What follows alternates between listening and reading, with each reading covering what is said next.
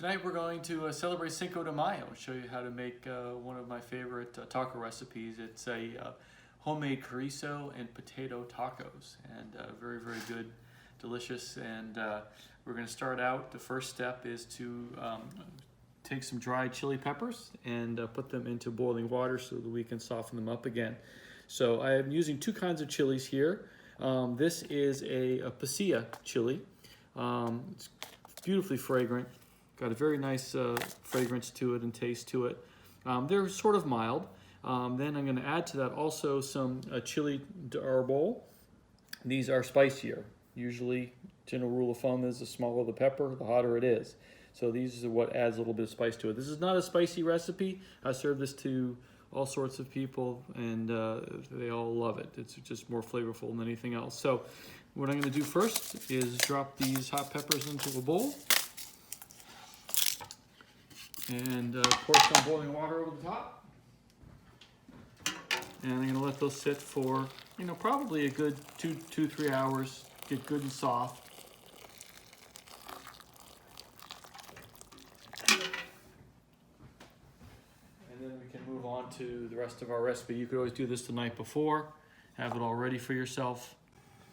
All right, what I have here is about 2.5 pounds of russet potatoes that I've peeled and chopped and cubed, sort of small.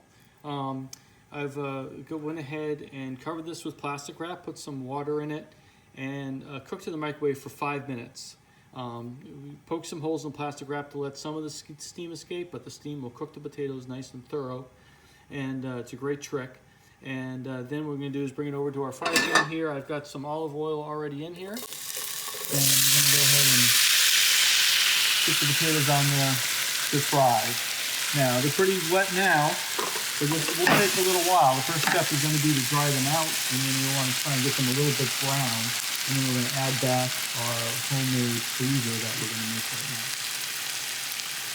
now. Now we're ready to get our chorizo put together. So earlier on, we showed you how we put the hot peppers into boiling water to take the dry peppers and reconstitute them a little bit.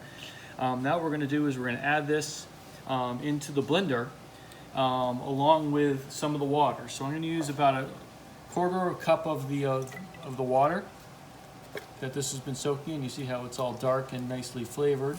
We want to take some of that flavor and get it into the dish. So about 1/4 cup just to give us something to blend.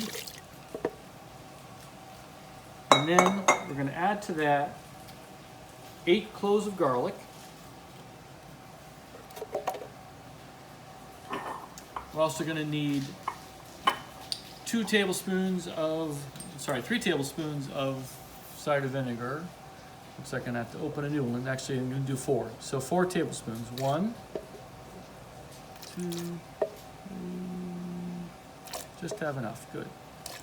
And then also we're going to put 2 tablespoons of tequila. Now you can probably use a blanco, which is the least expensive tequila. This is a reposado, which is sort of the middle of the road. This is what I have, so this is what I'm going to use, and I'm going to do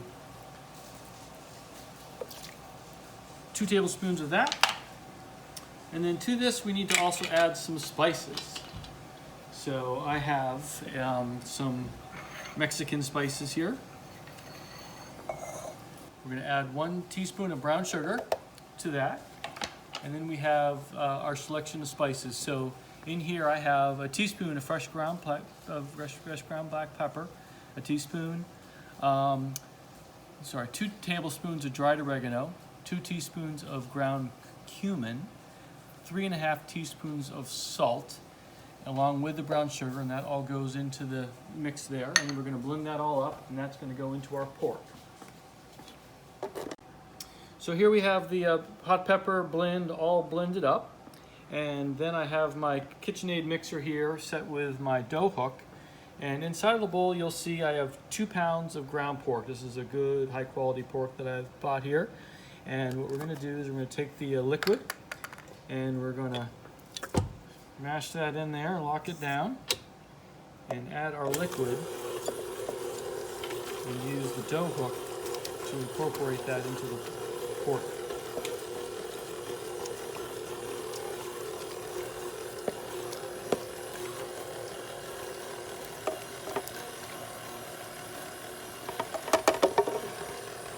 Once you got all the liquid in there, you can turn it up just a little bit.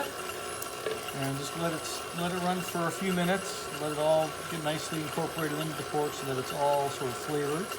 Now, if you wanted at this point, you could also set this aside and use it later on. Put it in a sealed container. It will taste even better after it sits in the sauce for a couple of days. But I'm going to use it right away for our tacos, and we'll add that to the potato in a few minutes to complete the dish.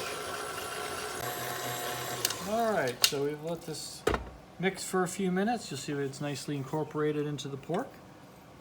And next step is we're going to take some of this and add it back to the potatoes once they're browned.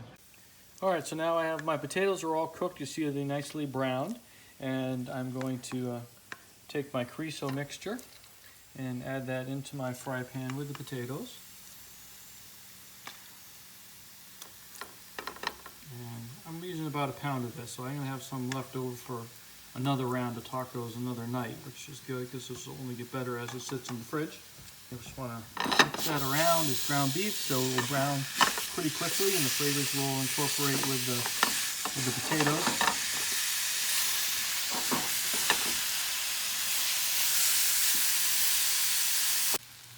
All right, so you can see here I have the pork nicely incorporated with the potatoes and all fully cooked, and so that's ready to go. All we're going to do is spoon that into the tortillas, and we are ready for tacos. So you can let this sit on warm for a minute while you get the fixings ready to put the tacos together. All right, so our mixture is made for our tacos, and now it's over to prepare the taco making station. So here are the fixings that I have for this particular recipe. I'd like to cut some cilantro and some fresh jalapeno. If you like pickled better, you can use pickled instead of this, but I like the fresh taste of the fresh jalapeno. It's probably spicier. I've also made some nice fresh guacamole here to put on top. And then we're going to top it with some green salsa. I love Mrs. Renfro's green salsa. This is a great brand. It's a company that's based down in Fort Worth, Texas. My company's from down south. We had some relatives in Dallas area, so this is a brand that's been around now in their third generation, still a family-owned and operated business. I've met Doug personally. He's a great guy, and they make a great product. And I eat a lot of salsa, and the price of this is such that I really saves me a lot of money in my pocketbook, so I get to eat a lot of it. So that's going on top. And then another really important element to all this is good Mexican cheese. So this is a Cotija cheese from Cacique. This is a brand that's been around for a long time, and this is an aged Mexican cheese that's very salty. So this will give some of that saltiness on top of the taco for us when it's all said and done. So I'm going to shred a little of that, have it ready along with the salsa, and next we're going to put together the tacos.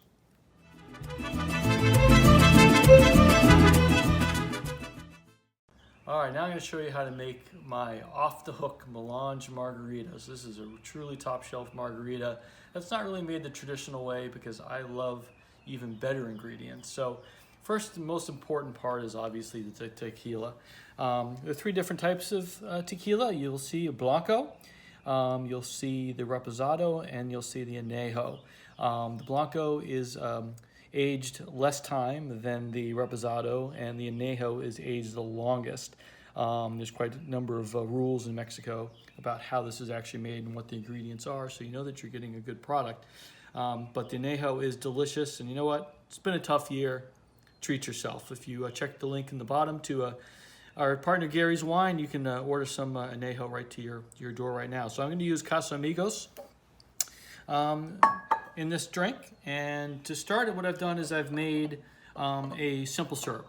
So half a cup of sugar dissolved in a half a cup of boiling water. So put it in the pan. Once the water's boiled, add the sugar to it, give it a good stir, make sure all the sugar dissolves. And then I remove it to a something to stir it all in. So I'm gonna make a pitcher of margaritas that I can then pour right out of when it's time to serve the guests. To that simple syrup, which now should have cooked down to probably about 3/4 of a cup in reality, I'm gonna add a cup of fresh squeezed lime juice into there. And then we're gonna add a cup of our añejo.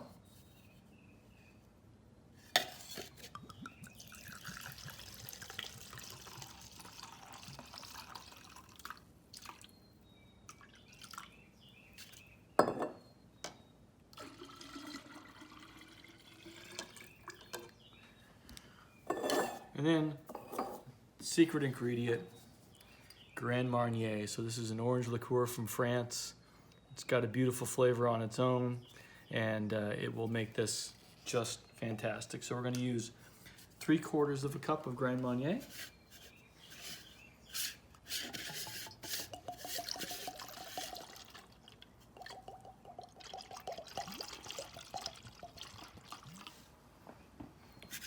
And add that in. You can give it all a good stir, and then you can keep this in the refrigerator cold, ready to go. Just pour it over ice. I'm going to just get a rocks glass and rim it with salt, and then go ahead and pour the drink in.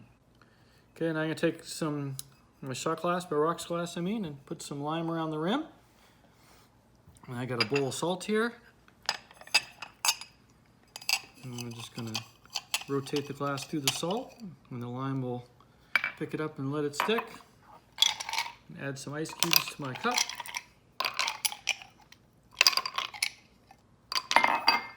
And we have our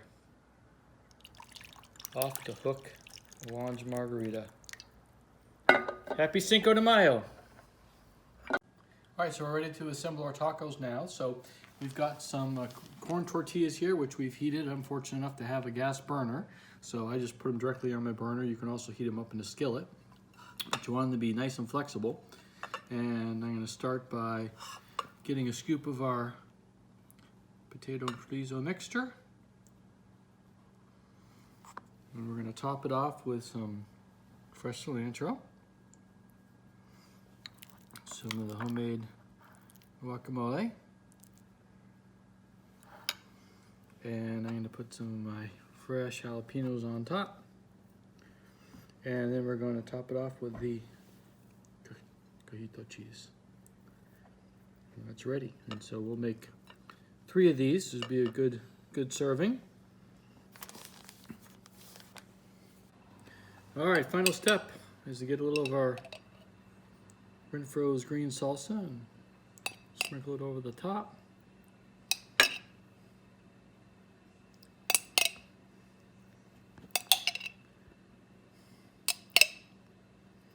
And then we're going to finish it with just a little squeeze of lime.